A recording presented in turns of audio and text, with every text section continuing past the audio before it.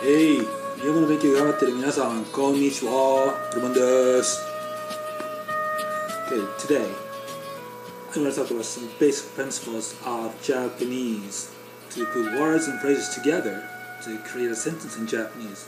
But I'm not going to give you all the grammatical rules and mumbo jumbos, you know. I was showing you the actual how I, or most other Japanese speakers, think when they try to compose a sentence in Japanese. I'll be showing you some grammar rules that are internalized that they rely on when they try to speak Japanese. For instance, I'll be showing you Japanese word orders.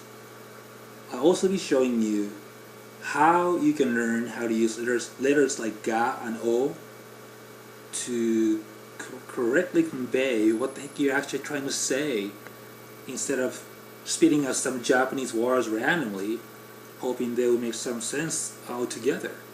It's not gonna happen.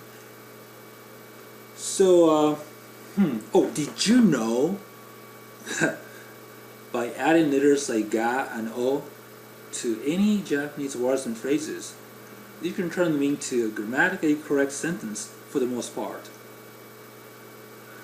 So this approach may be a little different from what you're used to in class or from a book, but this is what Japanese speakers actually know and do when they try to speak Japanese, try to compose a sentence in Japanese.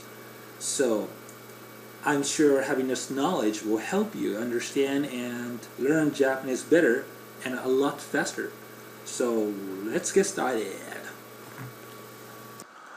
When I say something in Japanese, especially when I try to describe an event in Japanese, I usually try to say things in these orders.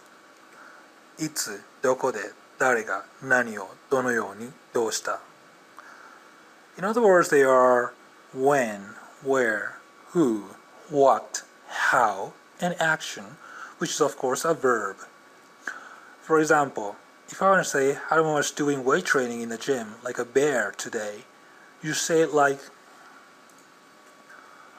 when, today, where, in the gym, who, Haruman, what, weight training, how, like a bear, action, was doing.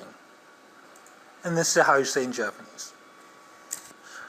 So instead of saying Haruman was doing weight training in the gym like a bear today, you say like today in the gym, Haruman weight training like a bear was doing. If I said in Japanese, 今日ジムでハローマンが筋トレを組まぬようにやってた. Okay, now, I need you to be a little bit more open-minded, actually a lot more open-minded, and think outside the box for a while. Guess what? Okay, you can mess around with word orders in Japanese like this. But it still maintains the original meaning. How can that be? Okay, let me give you some examples here. Let's switch some words around. Don't worry, it's really okay for you to do this in Japanese. Okay, for example, if you do this, it still talks about the same thing. Now let's do this. It still means the same thing. Okay, now let's even do this. No problem. And this is a little bit overdoing, I think, but it still makes sense and retains the original meaning. Is it the same way in English? Hell no! In Japanese, you can move words and phrases around and completely rearrange them any way you want, and it still means the same thing, and it doesn't even cause any confusion, to Japanese speakers that is. There's a really good, important reason behind this. When you master this, Japanese will feel so much easier to you. At least it will help you learn Japanese a lot faster. There's nothing difficult about it, but it's a concept or system that's foreign to most languages. So it's probably new to you, but that's what makes Japanese unique and harder for some people who don't spend enough time to master it.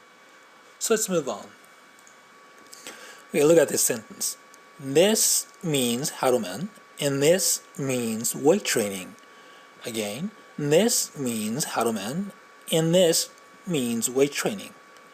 What I'm trying to tell you here is that just this part, not including this, means haruman, and this part, just this part, not including this, is weight training. So what are they?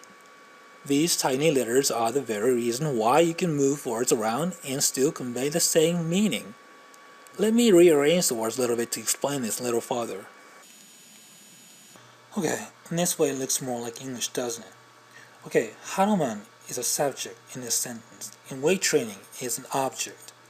That is something you usually have to say right after a subject word, which is in this case haruman. O is something you usually have to say right after an object word, which is in this case kintore. Okay, by adding ga to haruman, you can turn this whole thing into a subject. In English, you usually do it by placing the word right at the beginning of the sentence. Okay, let's move on. By adding o to kintore, you can turn this whole thing into an object. In English, you do it usually by placing the word right after the verb. Okay, so in English, you say haruman first in order to communicate that haruman is the person who is doing the weight training. In Japanese, you do it by saying ga right after haruman. In English, you say weight training right after was doing in order to indicate weight training is something haruman was doing. In Japanese, you do it by saying o right after kintore. It's not the position of the words that are important in Japanese. It's these letters like ga and o that are important for conveying who's doing what or what's doing what correctly in Japanese. Since you don't use these letters in English, you would definitely have to spend some time learning how to use them properly and practice until you get it right. I suggest you try this. Okay. Start adding these letters like ga and o, even when you speak or write in English. Good idea, huh? For example, when you say this sentence, add ga after haruman and add o after weight training, just like you would in Japanese. So say it like haruman ga was doing, weight training o. You're not totally speaking Japanese yet, but you're saying the most important parts in Japanese. This is a huge milestone that you're going to have to accomplish even before you start thinking about gaining more vocabulary. Let me give you more examples. Haruman was eating meat. Okay, let's add ga and o to this sentence. Okay? Ga, o. Okay. Haruman ga was eating meat. O. Okay? Now let's look at this sentence. Okay, instead of saying haruman saved your life, why don't we say haruman ga saved your life? Oh. Okay, let me give you some more example sentences here so you can see a pattern here. So pause this video here and practice saying these English sentences together with ga and o. Okay, so keep doing this, alright, until it can show second nature to say ga after a subject word and o after an object word. Okay? Once you come to the point though where you start feeling the urge to say ga after a subject word and o after an object word, then you're ready to start shuffling the words around. When you do that, you can be flexible, but try to follow standard Japanese word orders for the most part. Okay, I hope you got the idea and how important it is.